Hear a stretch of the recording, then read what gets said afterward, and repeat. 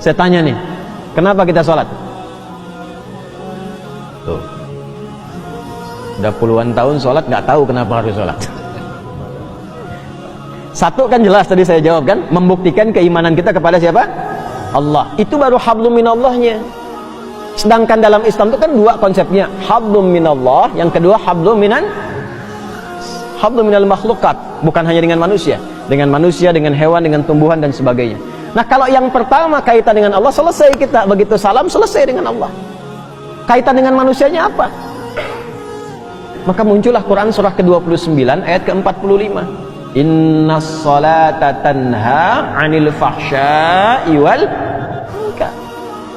Kaitan dengan manusianya, setelah salat itu, salat yang benar ditunaikan mampu merubah orang yang salat itu menjadi lebih baik, terbebas dari dua sumber keburukan, baik fahsya yang bersumber dari syahwat, zina, pornografi, porno aksi, LGBT, kata-kata jorok. Jadi nggak ada orang sholat kalau sholatnya benar itu kata-katanya kotor tuh nggak ada. Nggak ada orang sholat yang terjebak LGBT. Nggak ada orang yang sholatnya benar yang senang pornografi. Nggak ada orang yang sholatnya benar yang senang dengan perbuatan-perbuatan menyimpang. Nggak ada. Ya contoh paling gampangnya kan dulu pezina banyak di era-era dakwah Nabi Jahiliyah itu. Dan semua jenis zina mereka itu khatam. Semua jenis zina khatam. Tapi setelah mereka dididik dengan sholat, hilang semua zina itu. Bahkan memuliakan dengan sesama. Mungkar itu keburukan yang diingkari oleh hati, sumbernya nafsu perut dan akal. Nafsu perut itu karena terlalu lapar mencuri. Ditambah dengan akal, korupsi. Kan orang bilang kalau ayam mencuri, ya kan? Kalau lebih besar korupsi kan? Padahal sama-sama mencuri kan? Ya kan? Sapi makannya apa? Rumput. Nah, ada orang makannya aspal. Yang harusnya 7 cm jadi 5 cm jadi 2 cm gitu kan? Ya. Nah, itu mungkar namanya. Sehingga banyak rusak, banyak dicek-cek gitu kan? Ya, dipastikan bagus lagi. Nah, itu mungkar. Maaf, mencuri, membuat hoax, berselisih, menipu sampai ke tingkat tinggi, membunuh dan sebagainya, itu mungkar. Orang sholat itu mustahil mengerjakan itu. Karena saat dia selesai sholat, dia sudah terkoneksi dengan Allah. Makanya begitu tuntas sholatnya, dia sudah merasa diawasi Allah, nyambung dengan Allah.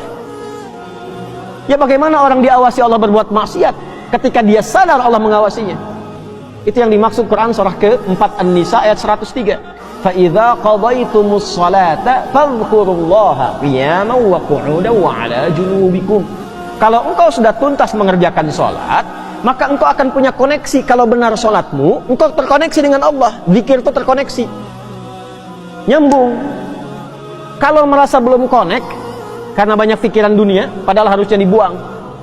Ya, makanya saat sholat kan kita mengangkat begini kan? Itu diantara ilmu hikmahnya, ketika sedang sholat tuh buang urusan dunia ke belakang, jangan dibawa. Pasrahkan diri kita sepenuhnya pada Allah, buang ke belakang. Ini kadang yang terjadi, tangannya begini, dunianya malah ikut. Makanya ketika takbir itu, lisan mengucapkan Allahu Akbar, tapi di pikirannya, handphonemu akbar, proyekku akbar, sendalku akbar, jemuranku akbar. Karena dunia ikut, kan? Sering terjadi begitu ya, ya. Kembali. Nah, ini yang menjadikan manfaat sholat gak diraih. Akhirnya apa? Tanha anil fahsya'i wal munkarnya gak dapat. Konektivitasnya berkurang. Untuk menutup itu pasca sholat, kemudian diajarkan zikir. Kenapa akhirnya istighfar, zikir pertama yang kita ucapkan? Kan pada sholat itu Assalamualaikum warahmatullah. Salam itu menutup sholat. Assalamualaikum warahmatullahi wabarakatuh. Assalamualaikum warahmatullahi wabarakatuh. Selesai nih. Bukankah setelah itu istighfar? Istighfar dulu kan? Kenapa zikir pertama urutannya istighfar? Karena kita memohon ampun kepada Allah, karena barangkali yang harusnya khusyuk itu maksimal terganggu dengan keadaan pikiran yang tidak bisa dikontrol. Itulah sebabnya. Nah, istighfar itu membuka kita supaya menyambung terus, sehingga ketika subhanallah, alhamdulillah terkoneksi. Keluar dari masjid sudah ingat Allah. Makanya kalau keluar dari masjid ingat Allah, tidak akan pernah terjadi tertukar sendal.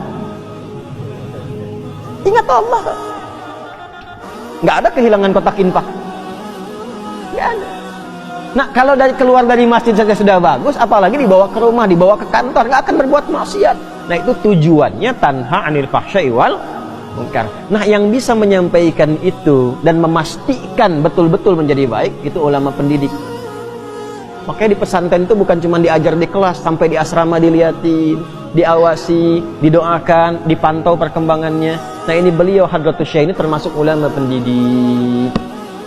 Bahkan memastikan setelah ketiadaannya pun murid-muridnya masih bisa belajar lewat karya yang dituliskan oleh beliau. Maka muncullah kitab ini, Adabul Alim wal Muta'allim, untuk mengajarkan kepada kita, kepada siapa Anda kalau ingin belajar.